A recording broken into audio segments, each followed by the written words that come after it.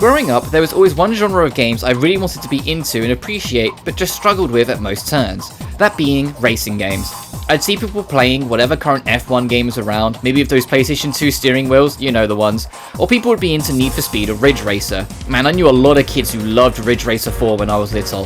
They always looked super fun, but when I played them, well, I was a little kid, and like most little kids, sucked at games really. I rarely did any better than last place. Yet despite never finding my way with the more grounded racing games, there were 3 more out there racing games in particular that, when I discovered them, dominated my life during the mid-2000s on the PS2. 3 games that ever since I have wanted to see remastered just for the excuse to play way more than I already do, to be honest. Wacky Races was the first one. I originally had it on the Dreamcast, but later reclaimed it on the PlayStation 2. If you've ever played this game, you'll know instantly why starting with this probably wasn't the best idea in the world. It's insanely difficult even if you're good at these games. With brutal AI, they'll almost completely bully you out of first place to split second you reach it. Needless to say, I became very familiar with only the opening 3 tracks for a long while, but the weapon options, the banter between the racers, the tracks themselves, it all captivated 5-year-old me, and I still go back to it from time to time, even if it kicks my ass every now and then to this day. Yet this probably won't ever get a remaster because it's a licensed game, and unless your name is SpongeBob, you don't get round 2s in this industry, when you're licensed. The second was, and still is, my all-time favourite racing game, the legendary Burnout Revenge. One of the greatest senses of speed ever given to a racer, a fantastic mechanic with traffic checking, aka deliberately hitting random cars to get boosts or ripping and tearing through your opponent's cars, then reaping the rewards as your boost would double, triple and quadruple in size to help you break over 200 miles per hour and hold it for as long as you can play well around the tight streets of Motor City. It was also the game that started my still going strong love affair with early 2000s punk rock, fitting for a game that openly encouraged violence. But this game is owned by EA, so it will never officially see the light ever again, because that would require Electronic Arts to give a damn about their audience and not cannibalize Criterion Games into another tool of Need for Speed's cogs. The last of these 3 racing kings that Kid Me adored, however, did get remastered, then delisted for reasons I don't quite know why, but then relisted just recently. It sold poorly, the company that originally made it went bankrupt, and the sequel it was supposed to get got entirely canned, but somehow the original title carried on all on its own, and is now available on just about anything. What was that little title? Well... Tonight, on a very special episode of Cell Damage, will Violet finally learn of the disease that's slowly killing her? Will Cinder finally become house-trained? Nah! We'll just drive around way too fast and blow up everything in sight like we do every week! And don't forget to call in during the show and buy crap that you'll never need. Not available in all states.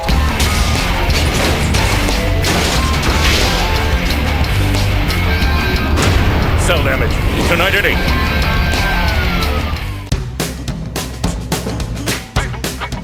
This game is straight up idiotic, but I mean it in the most endearing way possible, featuring a wacky cast of 10 racers with 13 tracks to pick from, 3 per theme and a bonus one that kind of amalgamates all 4 into one play space. The game was all about these wild cartoon wackos trying to get a job working on a TV show of the game's name, then earn it big to get whatever they wanted with their newly found wealth. Cinder, for example, gets fired from the Hell office and thinking it'd be funny to put a literal failed devil behind the wheel, gets hired for Cell Damage. Violet gets into the show by doing what she does best. Extreme violence. And Dominique Trix gets in by, well, her name is a play on Dominatrix, you can figure it out. The only mystery here is the mystery of why I don't have her phone number. All information you get from only 2 cutscenes per character. One unlocked after your 3rd victory of any event with them, and the other after your 12th. Fun fact, when I originally owned this on the European-only PS2 Cell Damage Overdrive edition, the disc was scratched in a way where all of these cutscenes would only load in 1 random frame every 4 or so seconds, which led Kid Me to think they were some intentional PowerPoint presentation. So imagine my surprise when I played the 2014 remasters and saw they were not only fully animated, but were always supposed to be. But even beyond these little events, there's reasons to vary what characters you play as, because each character has a signature set of weapons they unlock for the collective weapon pool everyone can gain access to in any given event. Yes, this is a racing game with weapons that are picked up from random boxes you drive into around the map. But unlike, say, a Mario Kart game where there's around 9 or 10 per game, Cell Damage has 32, with each weapon having a different feel and way it works to encourage your deranged play. Unlocking all these weapons will also unlock the last 4 characters as well, so even more of a reason to do so really. With how varied each can be, you're bound to find a favourite. Mine was always the boxing gloves. Yeah, fuck you, haha. Oh! You have so many options to choose from. The only downside nowadays, however, is there's no online play. Although there are means of circumventing this problem if you want to play with your friends far away, it isn't ideal. Even in the remaster, it was kept local multiplayer only up to 4 people, something I'd get footage of if I had local friends, but alas, you'll just have to believe me when I say it was a ton of fun when I was a kid to go buck wild on someone like my life depended on ending theirs. That said, if you do happen to play it with friends, note you can freely deactivate any weapon from appearing in the random generation, and you absolutely should turn off the attack chopper because otherwise it'll become extremely one-sided in any event as soon as someone picks it up. Like, extremely one-sided. But I digress, these events come in 3 flavors and I'll break them down from the one I played the least to the one I played the most. Flag Rally, Gate Relay, and Smack Attack. The first place is 4 flags with legs on a course with a post to drop them at a fixed point, usually somewhere more out of the way so it's more awkward for you to reach and thus easier for your opponents to try and steal them. When you pick one up and turn it in, you get a point. On the default setting, it's 10 points to win. Getting hits with any weapon or in general taking a set amount of damage will make you drop a flag, but that's not where the fun lies. Oh no. If you nab 2 flags and turn them in together, you get 3 points instead. 3 nets you 6 points, and if you somehow hold all 4 flags and bank them in despite the whole lobby being after you at this point, you'll get 10 points straight away. Meaning if you play your cards right with a degree of luck, you can end a game before it even begins. Obviously, if you're playing with friends, don't play on the default, and once again, don't have a friendly neighborhood attack chopper, as it can just get your flags and literally fly over everyone to take the crown. But it forces some strategy and is probably the most technical of the bunch, even if it's not saying too much considering what the other 2 events are. If you're playing on a smaller map, I tend to find 25 points to be just right, and lower it to 20 on larger ones. The games last a decent amount of time without going on then. Shimo vs the Volcano is my personal favourite map for this event, for the lava that flows straight through the middle, breaking people into sides, but with just enough room for you to jump over if you're good. If you're grinding weapons, this is the mode to play with only the attack chopper active, but it isn't usually my go-to when playing with anyone. That instead go to the races. Racing, or the gate relay as the game calls it, is at minimum 8 laps, so be wary of that when starting if you land on a larger map. It may take a while. Since all of the maps are effectively sandboxes, instead of asking you to stick to a rigid path for the laps, it instead places gates around the map that you have to pass in the necessary order. The last one is always the one you started at, making the lap complete. This open-ended approach can lead to you sometimes just losing the pack entirely just to be sidelined by someone with a baseball bat later down the line. Any weapon that is intended to catch people behind you will obviously be your best friend here. Whether that's dropping black holes or just a bunch of bombs, sometimes the best way to stay ahead is to just push the back further away.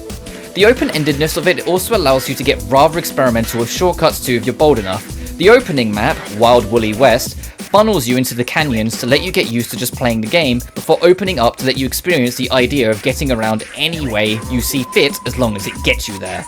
Not all of these maps are made equal, however. All 3 space maps are ironically somewhat restrictive with racing, better saved for flag hunts. The 13th map, Boss Bash, can be intimidatingly open as well at first, but it's another one I'd recommend once you get the hang of it. You may have noticed during that sometimes my vehicles will just jump or do a flip more often than not. This is actually integral to play, as it's the only way to build up boost in the bottom right corner.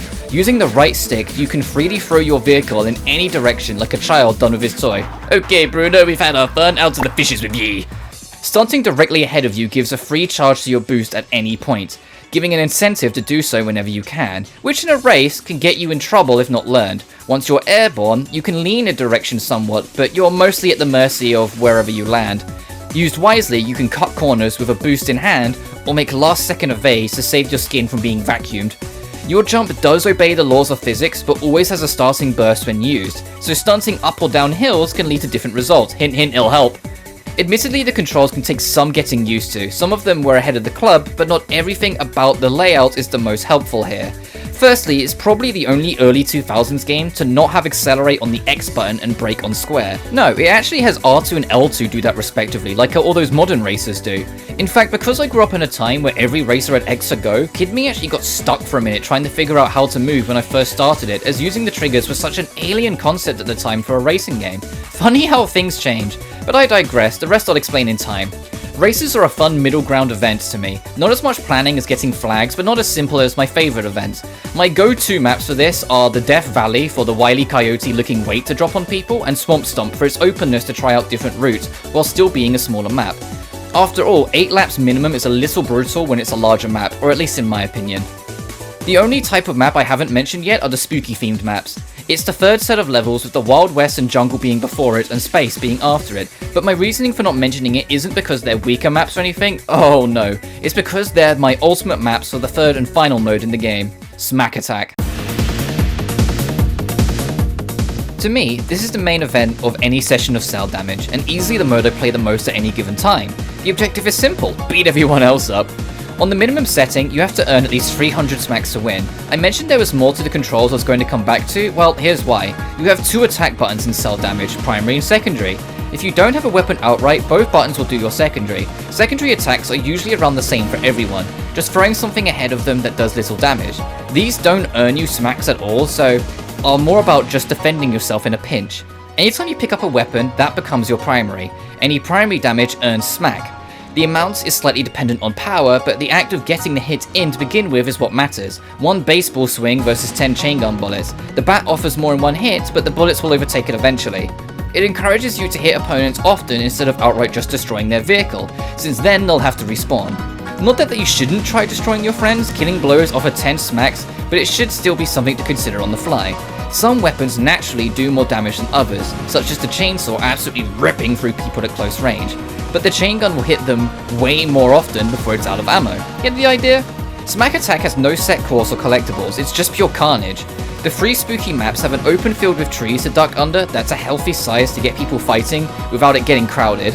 A town square with the biggest dang crossbow you're ever going to see prepared to spike anyone into the ground, and finally, my all-time favourite map, Bohemian Raspberry. Yes, that is what it's called, no I didn't laugh trying to say it the first couple takes, why do you ask? The map is a long downhill stretch with a huge jump off the top all the way down to the bottom, to ensure even at peak you're no more than mere seconds away from being back in the centre of the action. A trap at the very bottom that will offer extra smacks if you push someone into, a bridge you can collapse near the top that drops people to their doom. No, not that doom, at least not yet. It's just an all-around fantastic map for the mode. In all honesty, it feels as though every map was built for Smack Attack first, even if not all of them work out. Most levels carry a gimmick of some kind that can be used to help get some extra points with a well-placed push or button press. In Wild Woolly West, there's a train that'll take out anything in its way, and part of the canyon can collapse on a button press. Death Valley has the previously mentioned cartoon weight you can crush unsuspecting fools going under it with. Mesa Madness has a giant magnet on a crane that'll either throw you away or drop you into a wood chipper. The only gimmick I admittedly used to struggle with is on the space maps again. Shooting Stars has a bouncy planet in the middle that has its own gravitational pull, so it's easy to get nudged off when you first try it and launch into the planet. Add in low gravity in general into the mix, and sometimes you can just get a little lost in the cosmos.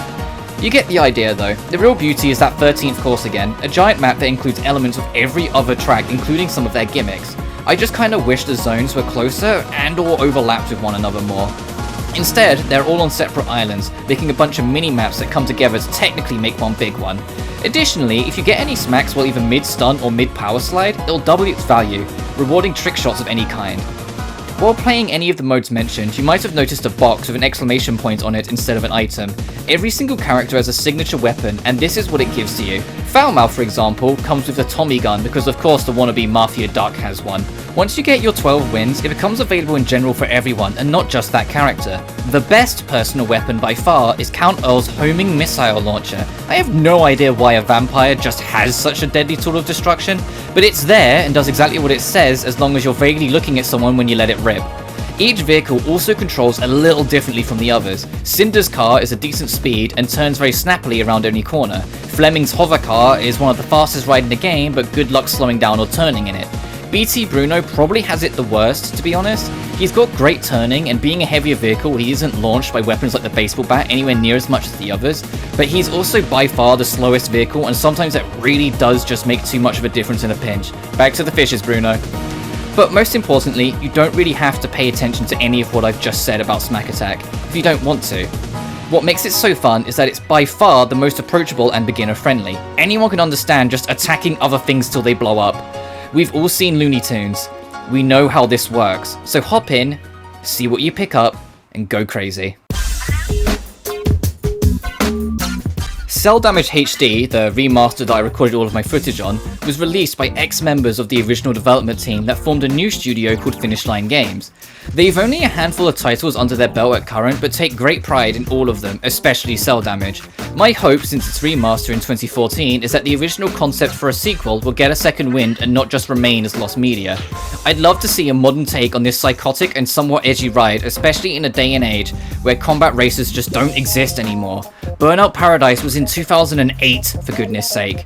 Twisted Metal is locked into weird live action shows, retro throwback races tend to replicate the arcade era instead, not letting you turn on your opponents at all. Cell Damage has an opportunity now, it just didn't in 2001, and it'd be a dang shame to not capitalize on it if I'm never going to get my Wacky Races or Burnout Revenge ports. But even if a sequel never comes, I still have this charming little title to fall back on, and that's more than enough for me. Weird it never got ported to PC though, what's up with that? Thank you so much for watching. I want to do shorter scripted videos from time to time, and this felt like a good place to start. Tried a few new things for me with editing as well that hopefully was noticed and added to the videos. I do spend a lot of time on all of these videos and do the best I can as someone who's entirely self-taught, but I'm happy with how this turned out. Additionally, working on this was a little different than before. I wrote about 95% of the script before I even picked up the game to start recording footage. I just know too much about this game offhand from the 2-ish decades I've been playing it. This changed the dynamic of the process a lot, as instead of recording and taking notes, then writing the script, I already had the script, so it's a matter of seeking out the footage I needed for my points thereafter. It made for a nice change of pace after the Doom videos. As always, remember to like and subscribe if you enjoyed the video, then consider supporting me on Patreon if you'd like to see more in the future. But until next time, thank you so much for watching, and I'll see you all later. Peace.